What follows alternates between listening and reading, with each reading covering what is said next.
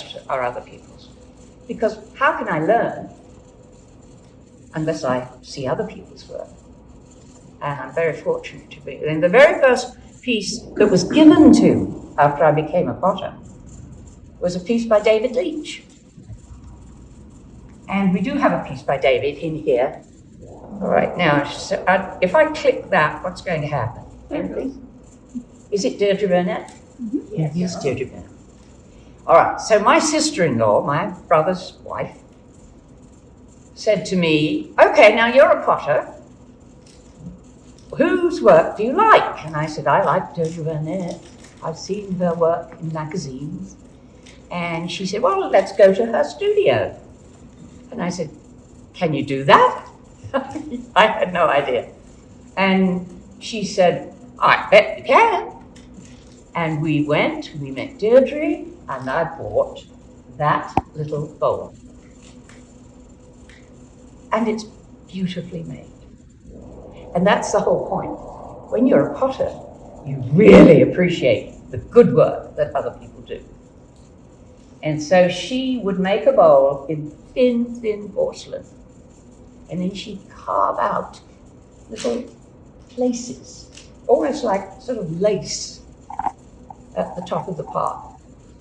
And that's the one I bought, and that's the one and just look at the size of the foot. It's minute. Her work was excellent. She's still making pots, I think. Okay, shall we go on? Now, who do we? Yes. Derek Ems. I can't see. Oh, Derek Ems. I was telling you about teapots. That is the best looking teapot you will ever see. I mean, it's exquisitely made. And then he didn't just make a pot, he carved it. And one of the things that I most admired when I first bought it, and I bought it at the potter's shop in London, is if you take the lid and you just do this to it, it doesn't move. It fits perfectly. And I'll be saying more about that later on.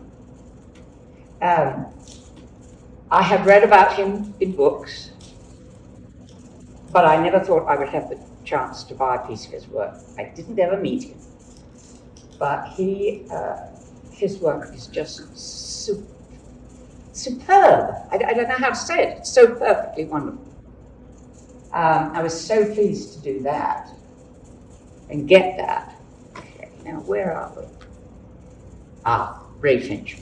All right. Well, now, this was on one of those potters tours I told you about. We were in Wales, and a lot of potters in England go into the countryside to work. It's cheap. I mean, potters never make any money. Although the truth is, I don't understand why not. They do in Japan. They are the treasures of Japan. That's what they're called. Soji Hamada was the greatest potter of the 20th century. And when somebody went to his house, they were eating off his pots, but they were cracked because he had to sell all of the others to make a living. It's just nuts. You make a pot, you let it dry, you trim it, you let it dry some more, you put it in a kiln, you fire the kiln up to about 1800 degrees, which is not hot. Well, it's hot, but you know what I'm saying.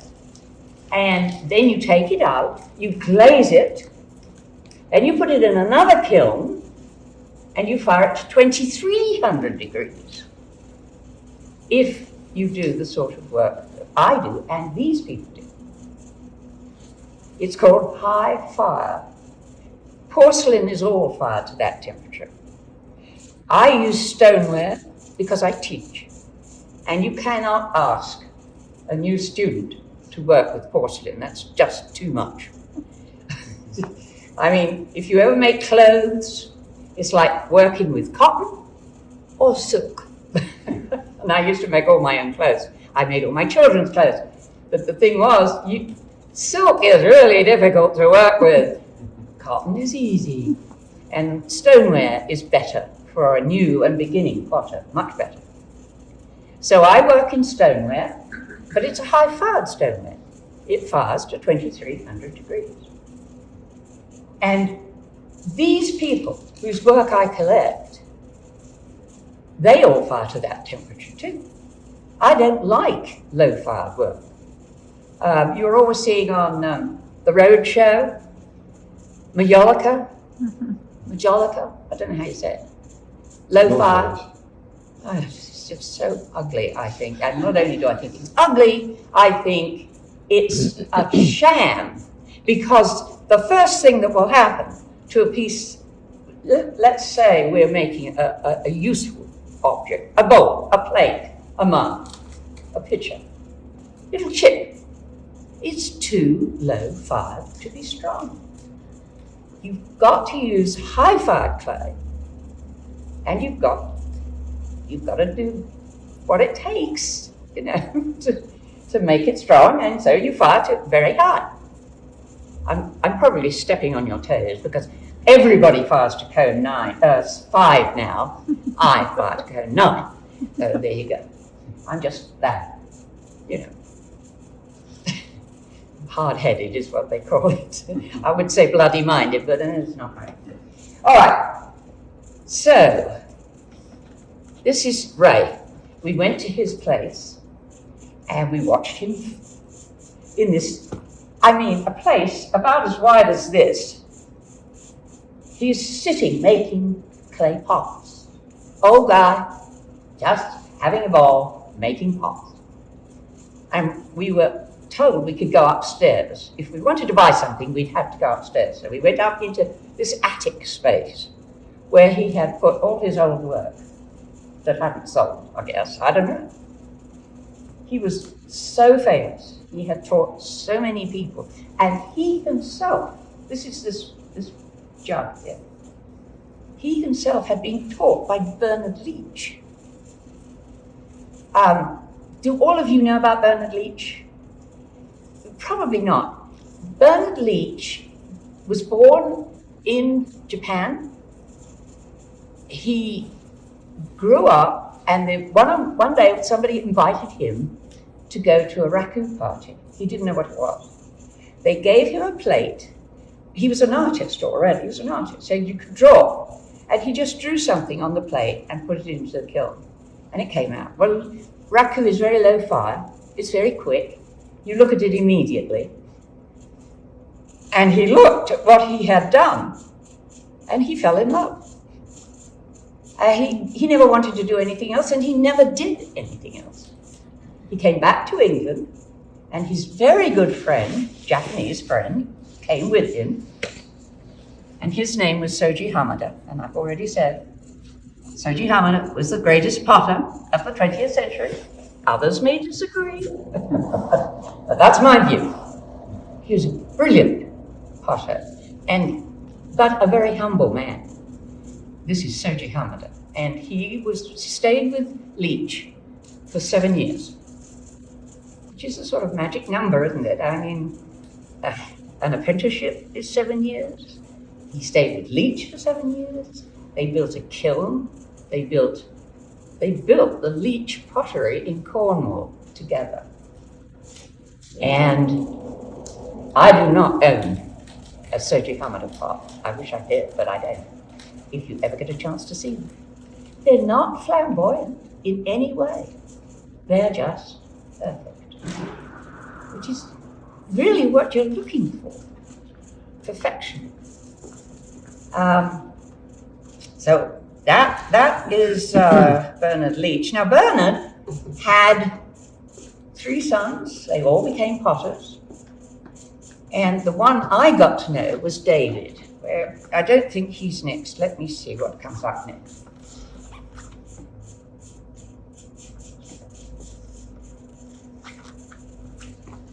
Oh, hello. Oh, this was such an accident. It was so fun. When I went home one year, I decided I would get in touch with all the people I went to school with, if I could find them. And one of them was a friend of mine called Gay Mercer. she had become very famous. She was an inspector of schools for the whole of England. So I stayed with her for a couple of weeks, and she said, I know a potter. And you know, when somebody says that, you think, oh dear, this is not going to be good. She said she loved narrowboats. They go on the canals in England and France. And she said, he lives right by the canal. Okay, let's go see. Well, he made these exquisite pots. But he didn't just make the pots. You could see this sort of pattern on the pot. That is called crystalline glazes. They are a certain way to glaze the pot and fire it in a very special way. You have to fire it very carefully and slowly, bring the temperature down. And those are all actual, crystals. They're actual crystals that form in the glaze. And so you bring this temperature down very, very slowly. And if you're lucky, he wasn't just lucky, he knew what he was doing. All his pots have this marvelous crystalline glaze. And he was probably the best crystalline glaze man in England at the time, and I don't think anybody else makes that sort of work. I don't know, maybe they did. But, his work was wonderful. And in the end, by the time I went to see him several times, Gabe would take me and we would, chat to him. And he, at one point he says, I'm going to write a book on crystalline glazes. And I thought, oh, honey, that's a big do. But he did. And but I've got that book. I think I gave it to you, didn't I? Yes. And so his name was Peter Isley. This is his little pot. And if you can see the pot clearly, it's not shiny. He found out how to do crystalline glazes matte, not shiny. And that is very difficult. He knew what he was doing, and he was such a nice man. God, I still have a couple of his pots, to be honest. I still do. I should have given them to you, but So that's how I met Peter, and he did write a book, and I did buy it, and I did take it to him, and he did sign it. Yes, I did. Here we go. Oh, this is one of my favorite pots. This is a man called John Jelfs. I've never met John Jelfs. Have I? Yeah, I think I have. But this pot, he had a whole load of pots. I think it was in the potter shop in London. And this pot just sang to me. It is. You really have to see the actual pot itself. The picture doesn't do it justice. And so when you are through with this, do go and see it, because it just sings, this pot. It's just a wonderful, wonderful pot. And he's got a video that you can watch him making the pots and this kind of thing.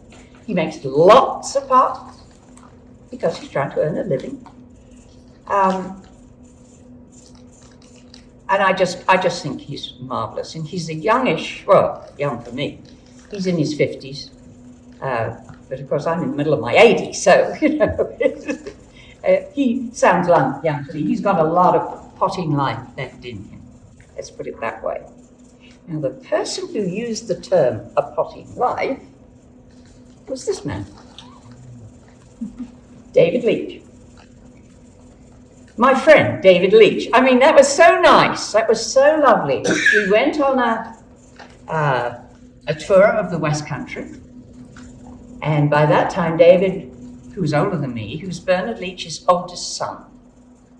And we got out of the tour bus, and he put his arm through my arm, and he said, "No, I am at the end of my potting life." And I thought, I wonder. So we went into his studio, and he had just gotten out of the kiln about 8 pots, all very much the same, they come up like this, about this high, each of them with a willow tree on it. The willow tree pattern was Bernard Leach's favourite, one of his favourite. And David used it all his life. And I just looked at all these, and they were all fresh. They were actually warm from the kiln. And I just thought, I'm going to choose one of these. And I did, and you have it. And it was a wonderful pot. But what was so special to me was David being such a friend and making wonderful work, even though he thought he was at the end of his potting life, and he really wasn't. He worked, and this tall, he called it a teapot. I don't call it a teapot, it's a coffee pot.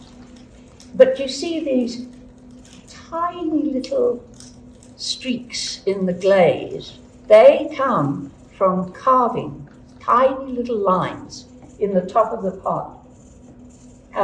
And he was a master of this. Just as he was a potter all his life. He said to me one day, you know, Bernard, his father, told me I ought to go to Japan to learn how to be a potter. He said, but he never offered to pay me to go. But David did not need any teaching. David was a master potter. And then he had a son, John Leach, and I gave you a pot of John Leach's, but I didn't choose to use that in this talk. So we're up to David, and here we go. Who's now? Phil Rogers. Oh gosh, Phil. We were in Wales on a tour, and we got off at Phil Rogers' studio. And I, with my usual humble, quiet self, said, would you like to come to Texas and give us a workshop? He said, yes, I would. And he did. And he came twice to give us workshops. I arranged for him to go from Houston to San Antonio, from San Antonio up to Washington, D.C., where he also gave talks and workshops and sold his pots. I mean, this was a really good deal for him, and it was wonderful. And then when I went back to England, I went and stayed with him, because when he was here, he stayed with me. And so he and his wife were just a joy. They were just a joy to be as friends, and as really kind of close friends. I remember being in San Diego at a potter's convention, and he's coming upstairs, and I'm going downstairs, and all of a sudden I hear this voice going, Janis! And, yeah, it was Phil. See, his part that I have to say, I have a lot of Phil's work, because every time I'd see him, he'd give me a pot. And he gave me a little tiny sushi cup, something like that. And that is a nice big, what in England we call a jug, you call a pitcher, which I think is so interesting, because for us, English people, the word pitcher is antique.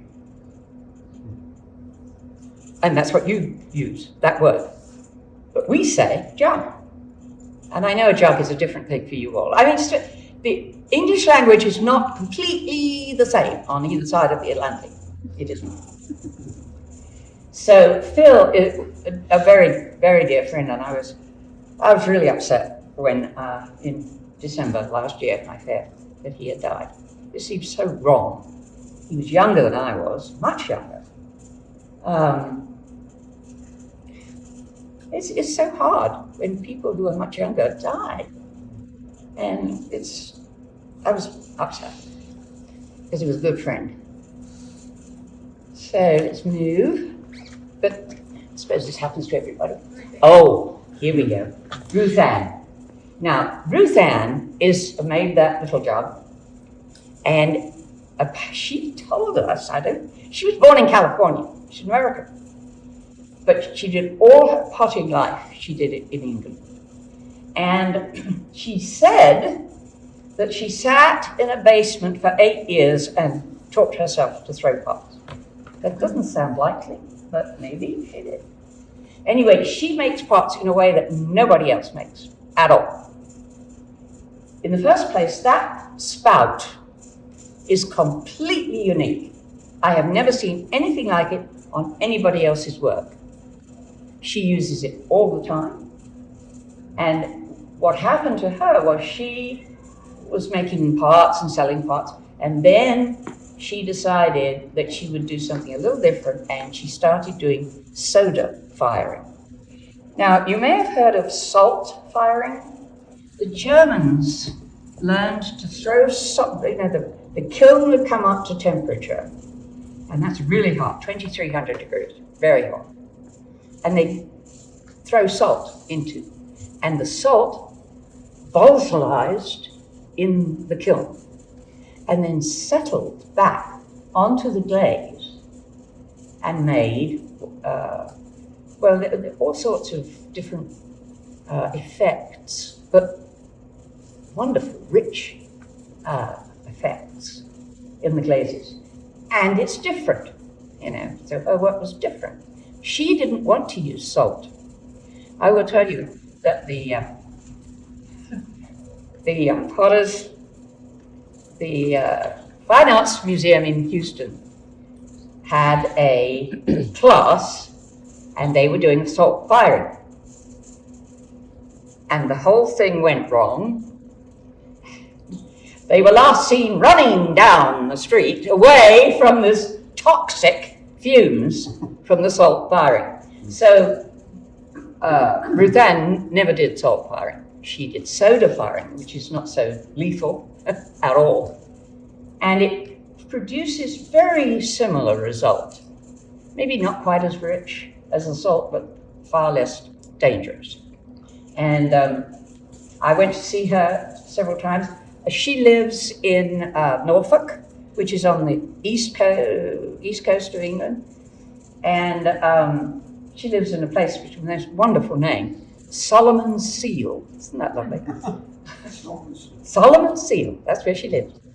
And my mother's family comes from Norfolk. So I had a cousin whom I discovered. Didn't know I had this cousin. And she said, why don't you come to Norfolk? And I said, I certainly would. And she drove me around, and we found Solomon's Seal, which is in the heart of the country. And we went in, and of course, all these pots that Ruth Ann had made. And it's one of the very few pots that I regret because I broke it. But luckily I had others. But she made what she called it a dancing jug. And it was about this tall, and it swirled like this. And it was beautiful, and I broke it. These are gorgeous, but they are fragile. If you drop them, they break. So that's Ruth Ann, and Ruth Ann is a kind, generous person, and she's always experimenting, always doing new things. I enjoyed my time with her very much.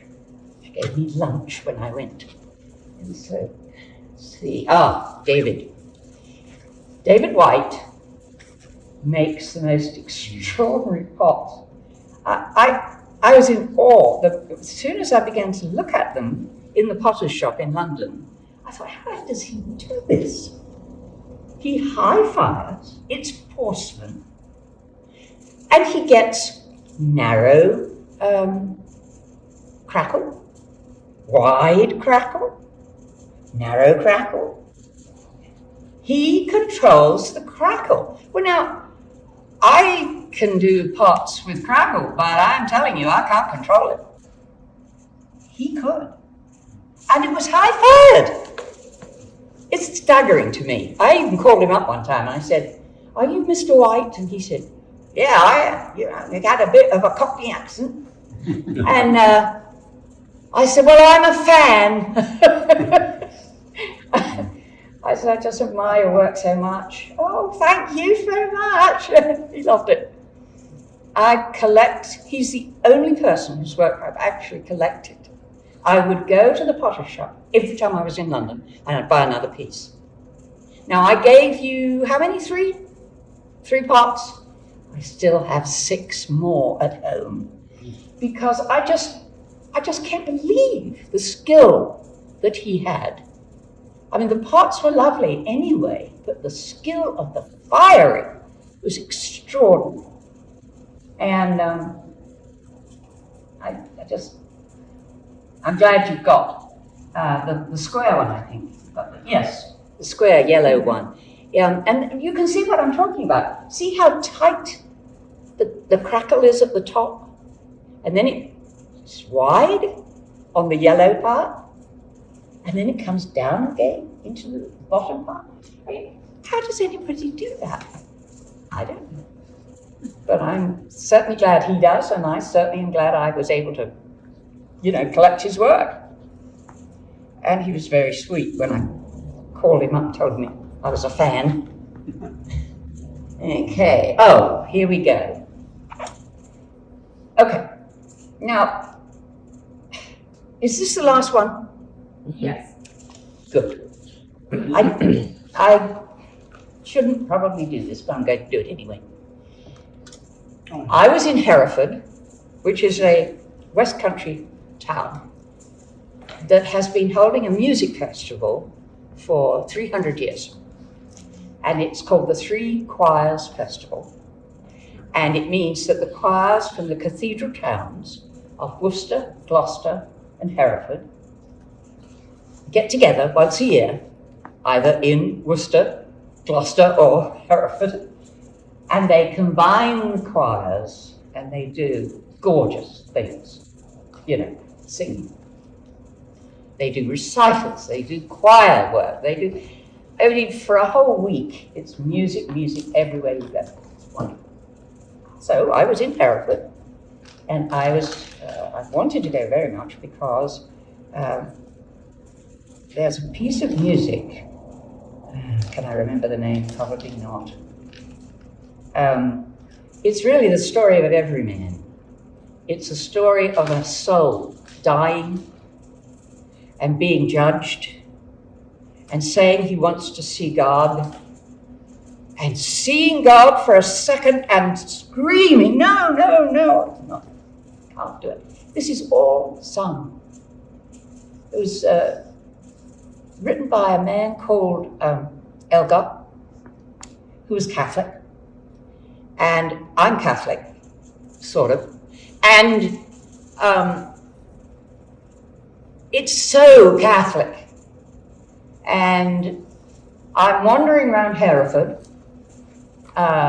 waiting for the performance of this glorious oratorio, which was going to be on the last night of the Three Choirs Festival. And I look in a window, and it's a great big glass window, and there's a man throwing pots. And I thought, wait a minute, I've got to see this.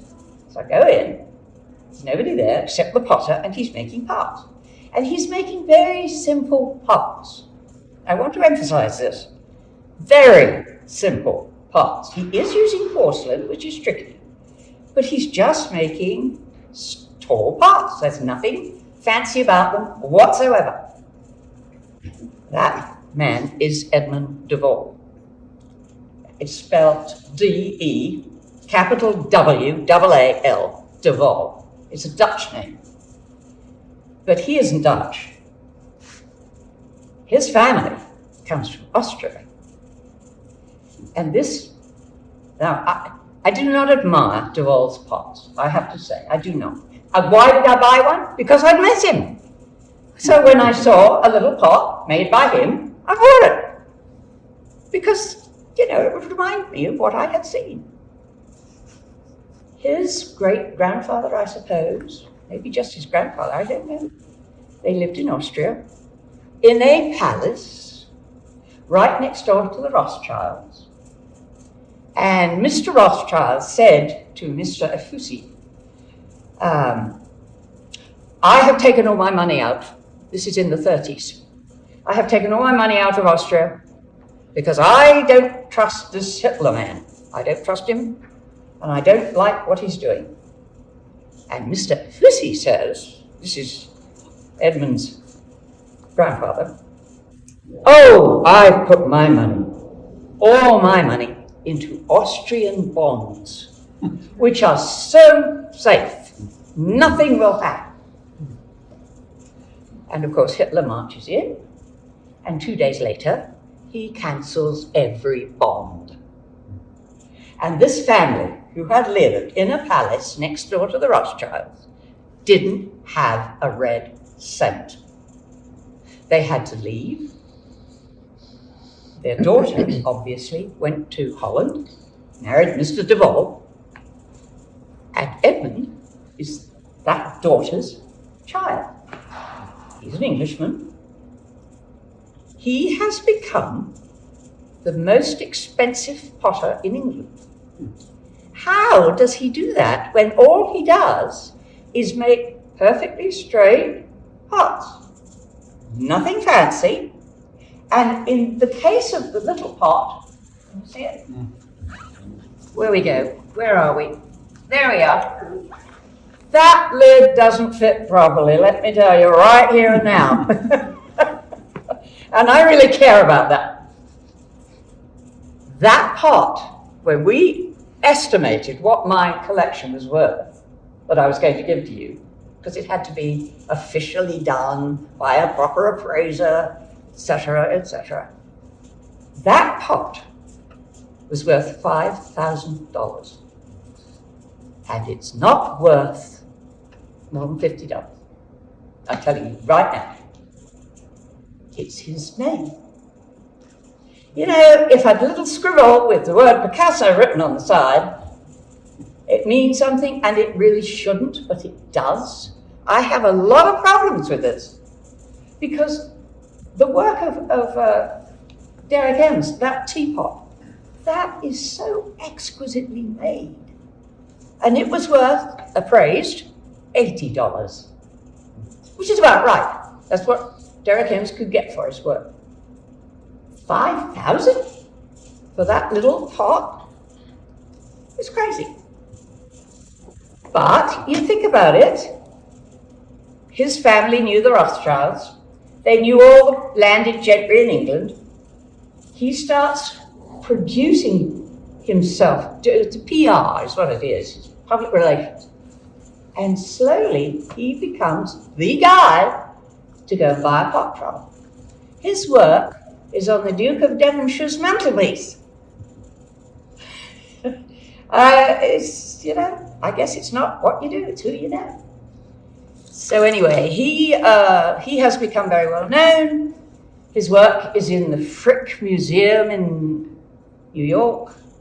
I love the Frick, but I went to see his work, but I have a lot of problems with all this. I mean, I've spent 60 years of my life learning to be a potter, and it bugs me that someone who only makes little tiny gets to be the top guy on the totem pole. It just doesn't make any sense to me. However, I will say this. Edmund de Vol has written a book which is superb, and I recommend it highly. And it's called The Hare with Amber Eyes. It's a wonderful book. Where Edmund de Vol, when he was a young man, was invited to go to Japan by his uncle. And he stayed quite a while in Japan. And his uncle collected netsukes. They are little tiny, what would you call them? Little tiny sculptures made out of wood or bone or something like that. And they used it to tie to the obi in traditional Japanese dress.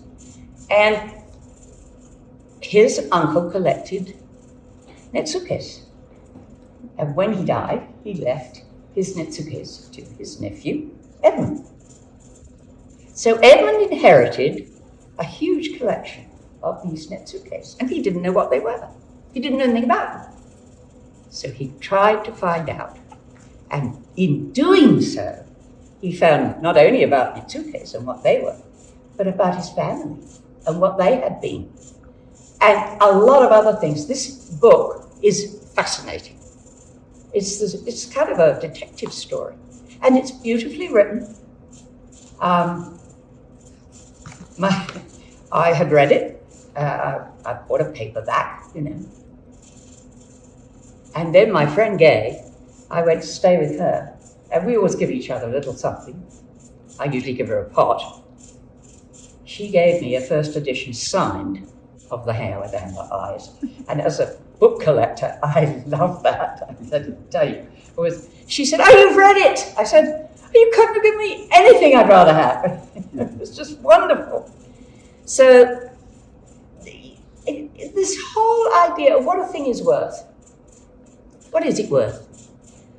If you have an educated eye, if you have educated taste, then you know when a thing is really good. You know. And that's why you get pleasure from it. You appreciate what the person has put into it. And we all do this, every one of us. A lot of people do it with food, which is surprising to me because I don't even care about food. But I care about books, and I really care about pots. So I hope I've been able to explain a little of why I collect. The idea that I would suggest is first go to the Contemporary Ceramics shop, which is easy to find in London. It's right opposite the entrance to the British Museum. You cannot miss it. It's full of pots by the best-known potters in England. Or, if you can find someone doing a potter's tour, do that. Okay, thank you. Do you have any questions? Yes.